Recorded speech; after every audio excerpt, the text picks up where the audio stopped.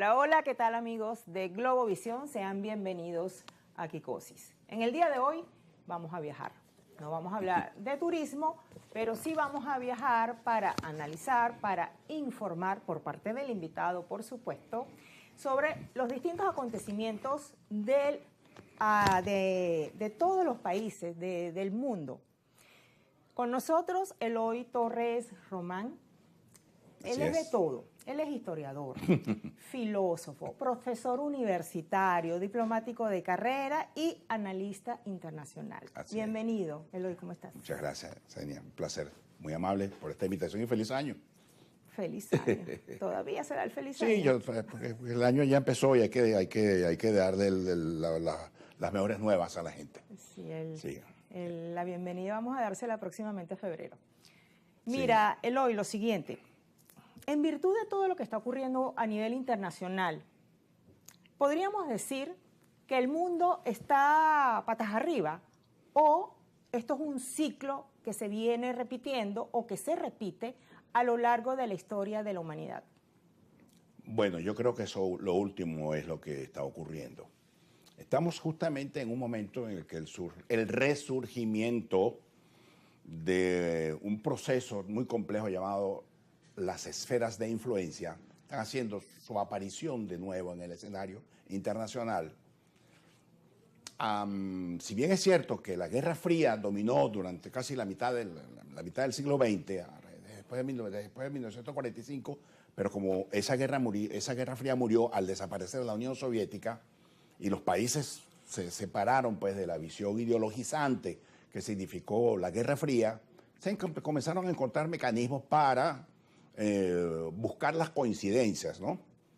Bueno, hoy en día los actores internacionales, el escenario que hoy en día presenta el mundo, en el que están los Estados Unidos por un lado, está Rusia por el otro, está China por el otro, está la Unión Europea, está también el mundo islámico, fundamentalmente dirigido por Irán, que plantean, ¿no? Desde el punto de vista del crecimiento como potencias, como factores que deciden en las relaciones y que inciden en las relaciones internacionales. América Latina, por el contrario, América Latina es un continente que está afectado justamente por ese detalle del cual estamos hablando, que son las esferas de influencia. El mundo se mueve sobre la base de la construcción, en estos momentos, de un orden mundial distinto al que surgió en 1945, donde los Estados Unidos emergieron como la gran potencia. Bueno, ya ese proceso en el cual los Estados Unidos emergieron y en que algunos países los acompañaron, enfrentados a la Unión Soviética, eso murió. Hoy en día hay un resurgimiento de los factores geopolíticos donde los distintos actores buscan, como se dice en criollo, alar la canoa hacia su orilla. Y en este caso, hay los países que tienen menor potencial militar, económico y político, están determinados a sufrir la suerte de ser esclavos, dominados pues, por la realidad de las esferas de influencia. Ahí está el caso de Rusia, que ejerce un papel significativo en Europa, en esa parte de Europa, concretamente el conflicto entre Rusia y Ucrania, que no es un conflicto entre Rusia y Ucrania, sino de Rusia con la OTAN, poniendo a Ucrania por delante. Está el caso de China, que está pretendiendo ejercer un papel dominante en el sudeste asiático, justamente, no solamente con Taiwán, sino con otras islas que están en la parte asiática. Pero está también el caso de los Estados Unidos, que hoy en día están llegando de la mano del actual presidente que acaba de ganar las elecciones y que se acaba de juramentar ayer, vino con un discurso de retomar el papel dominante, hegemónico, digamos, de liderazgo que tuvieron los Estados Unidos durante muchos años. Lo está pretendiendo reeditar desde una perspectiva un tanto particular, pretendiendo ser la mejor nación, pretendiendo ser la gran potencia, pretendiendo ser militarmente lo más grande, pretendiendo ser con la economía más fuerte. En fin de cuentas, Estados Unidos tiene todos los elementos, todos los condimentos como para rehacerlo. Simplemente le hacía falta un liderazgo. ¿Será Trump ese liderazgo el que lo represente? No sabemos. Hasta ahora él lo ha enunciado, pero la realidad es una cosa y los buenos deseos son otra cosa. Por ello hay que partir de la comprensión de lo que decía Henry Kissinger. El mundo está en una situación tan compleja que se requiere de la participación de todos los actores, razón por la cual él habla del famoso orden mundial que hay que recrear una especie de paz de Westfalia en la cual se sienten las reglas de juego en los que los actores comiencen a respetar esas reglas de juego para poder existir, para evitar una hecatombe, para evitar una catástrofe, vamos a decir, nuclear, por cuanto varios de estos actores utilizan el arma nuclear como un mecanismo para presionar a los otros. Por esa razón es necesario sentarse a discutir y por esa razón la política debe tener un condimento de una altísima racionalidad montada sobre la base del realismo político y no sobre la base de lo que yo quisiera que fuere. Se produce lo que se produce porque eso es lo que está allí sobre el tapete. No podemos imponerle a la realidad lo que nosotros queremos. Y eso hay que tenerlo en cuenta. Eso es tanto para la política internacional como para las políticas internas de los países. Sí. Mira, Eloy, lo siguiente. Tú tienes en tus manos un libro que se llama Tiempos de Conflicto. Tiempos de Conflicto, sí. Del doctor Aníbal Romero. Gran amigo, sí.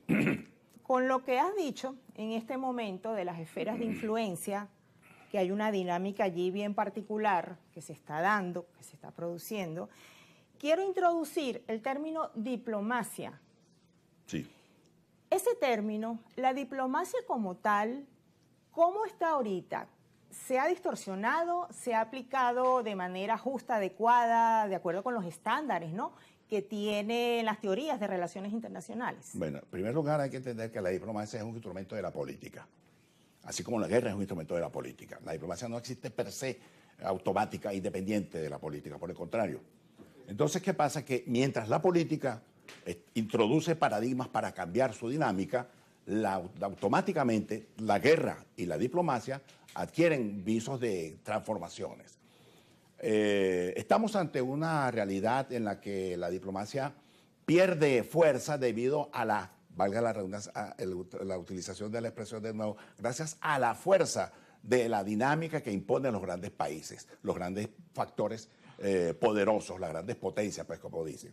Razón por la que la diplomacia comienza a jugar un papel secundario. Pero la diplomacia ha servido para evitar justamente los distintos conflictos, lo que significa que la diplomacia se tiene que adecuar a los nuevos tiempos que se están viviendo y eso está planteado y quizás la Unión Europea lo tiene presente. Lamentablemente la Unión Europea no es lo que se pretende ver, que es una unidad de factores que combinan, digamos, las distintas versiones para hacer una sola política, ¿no? Hoy en día la Unión Europea parece un gallinero donde cada gallina cloquea de alguna manera, y está España diciendo unas cosas, Portugal dice otra, Francia dice otra, incluso repitiendo un poco lo que dijo Felipe González cuando España, Portugal y Grecia ingresaron a la Unión Europea. Él dijo una cosa muy simpática, que hoy está de moda, hoy está a la vuelta de la esquina, diciendo lo siguiente: ahora vamos a tener una Europa de varias velocidades, porque va a estar una Alemania a una velocidad de 200 kilómetros por hora, pero va a estar una Portugal y una España que van a estar a unas velocidades de 40, 50 kilómetros por hora, y Grecia ni se diga.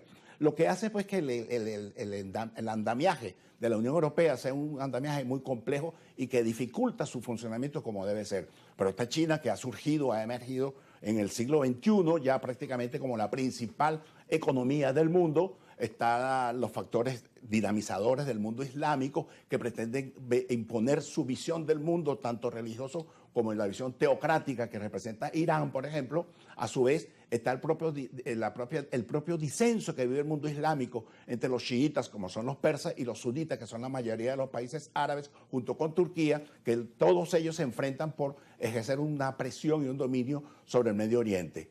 Y está el caso de Israel, que tiene una significación y un significado muy particular en el Medio Oriente, por cuanto es la nación más democrática, es la nación muy prooccidental frente a lo que significa el mundo islámico en general. Bueno, este es un primer bloque introductorio sobre el acontecer internacional. Ya el profesor Eloy hizo gala de su habilidad para comunicar y transmitir y también poner sobre el tapete sus amplios conocimientos. Vamos a la pausa, porque si partimos de lo general, ahora vamos a lo particular con los países de mayor influencia en la geopolítica